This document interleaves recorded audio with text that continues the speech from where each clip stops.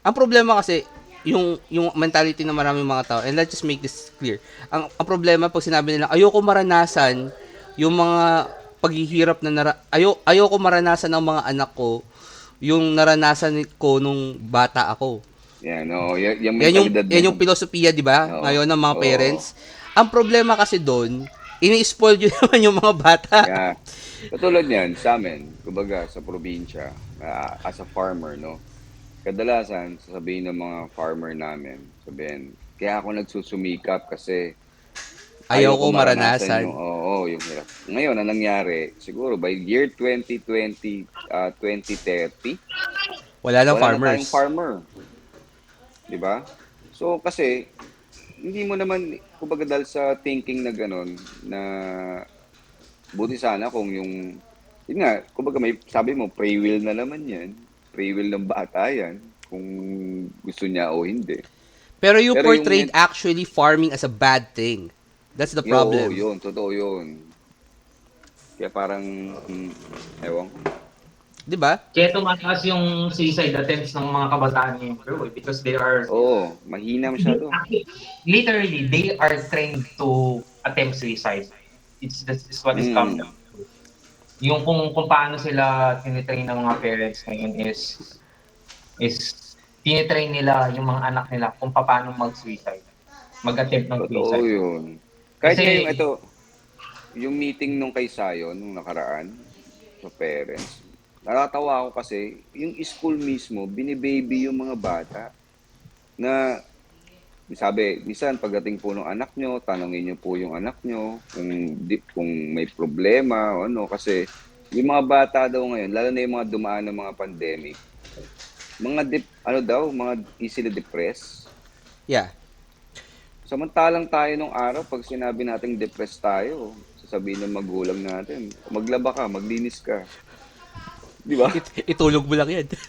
Tulog mo lang yan. Kain mo, maglaro ka. sasabihin nga, bro, paano ka hindi depressed? Eh, wala kang ginagawa. Magtrabaho ka. Oo, Maglinis magtrabaho ka. ka. Di Di ba? ba? Libangan mo Luto ka, sarili mo. maglaba ka. Keep yourself busy.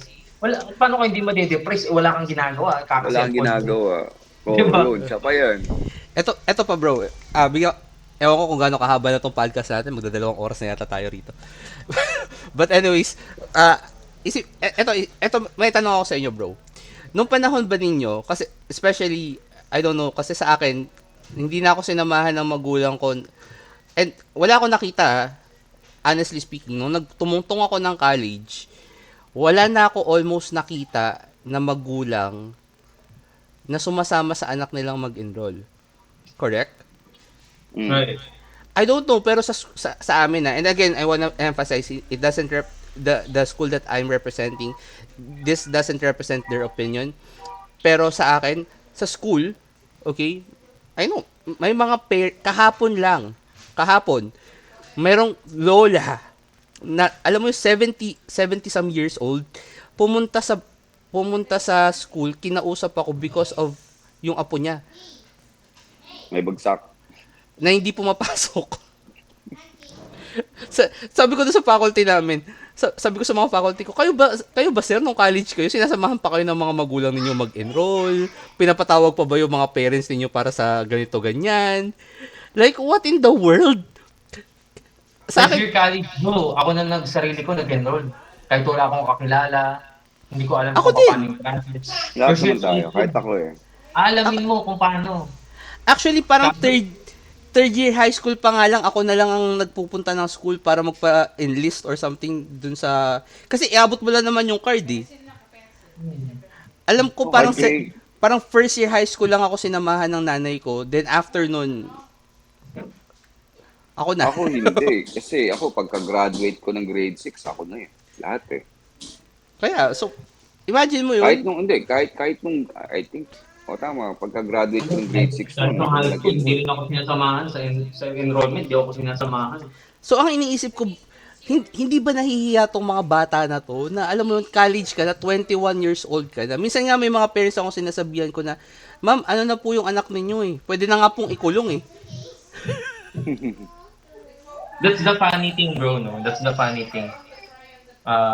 Yeah, maybe may Of course, no, na merong kakulangan yung students, yung mga bata ngayon. But if you're going to look at it, yung pinaka-root of the problem is how they were being raised, kung paano sila Oo, hinupok totoo ng yan. so tingin ko yun yung hindi na-emphasize na laging sasabihin natin na mga kabataan ngayon mahihina. Ang problema, yung mga magulang, 'di ba? Binaby nila, ini-spoil nila, ayaw nilang iparanas yung hirap, which is yung hirap, meron naman yan good side, which is kapag nahirapan ng isang tao, mag-i-improve siya. Yun yung lagi mong Mm. maririnig na kapag wala ka ng hirap na nararamdaman, hindi ka na nata-challenge, kumbaga lahat sa'yo easy na lang, ibig sabihin nun hindi ka nag-i-improve, 'di ba? Mm. Mag-i-improve ang isang tao kapag sinubject mo sa challenges, sa hardships, sa stress, dun mag-i-improve yung tao. Ang problema kasi sa'tin ay minsan 'di ba, iniiwasan natin na na Ayaw na nila mahirapan tuloy ngayon. Ayaw na. ayaw na nilang mahirapan. Ngayon Gusto Halos nila la puro pinapakinggan instant. ko 'pag nahirapan na, ta's hindi na nila kaya sasabihin, may mental condition ako." yung mga bata Madi-depress ngayon, ako. mga didepress ako, magre-resign sa trabaho. Meron akong Wala isang stud- wala kasi yung support system ko. If may support system lang ako.